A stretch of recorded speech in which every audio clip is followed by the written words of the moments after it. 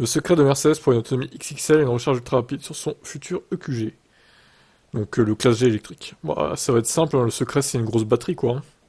Je vois pas pourquoi il... Enfin, vu l'aéro pourri, je vois pas ce qu'il pourrait avoir d'autre comme secret, pour le coup. C'est un 4x4, hein, littéralement, hein. C'est même pas un SUV, c'est un 4x4, hein.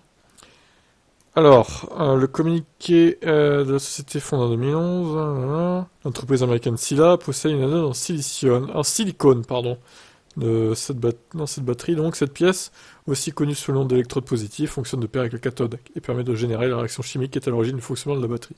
Généralement, cet élément est en fait en graphite et habillé d'une feuille de cuivre. C'est donc la toute première fois qu'il est réalisé à base de silicone. Ça changera pas mal de choses. En effet, le choix de cette technologie, encore méconnue, permet notamment d'améliorer l'autonomie des VE. Sila annonce une augmentation de 20% environ, soit jusqu'à 160 km. Ah, c'est beaucoup, hein, selon le véhicule. Ce qui peut faire une vraie différence à l'achat, puisque ce point revêt une importance capitale pour les automobilistes.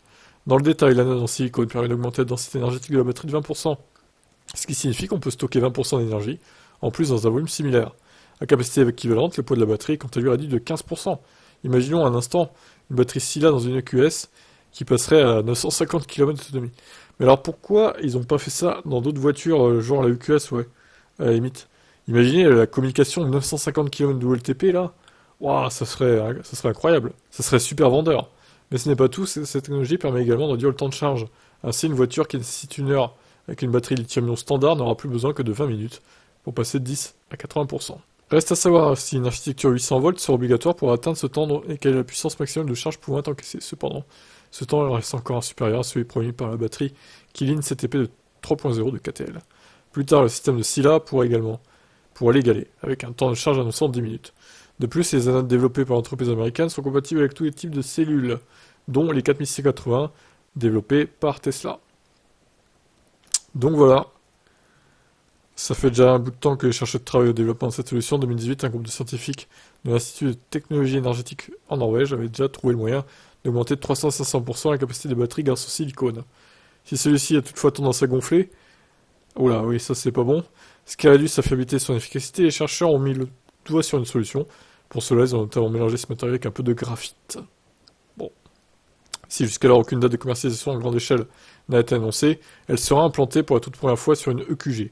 Ce dernier devrait voir le jour d'ici l'année prochaine et marquera donc un tournant important dans le développement de la voiture électrique. On imagine qu'il sera doté de la recharge en 20 minutes. Dans un premier temps, concernant l'autonomie, les premières rumeurs annonçaient 500 km avec 100 kWh de batterie. A voir si celle-là sera plus élevée grâce à cette nouvelle chimie de batterie.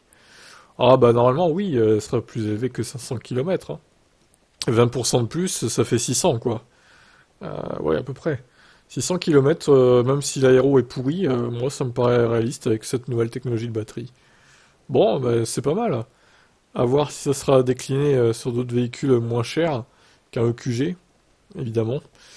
Et en tout cas, l'idée est bonne, hein. Je vous laisse commenter.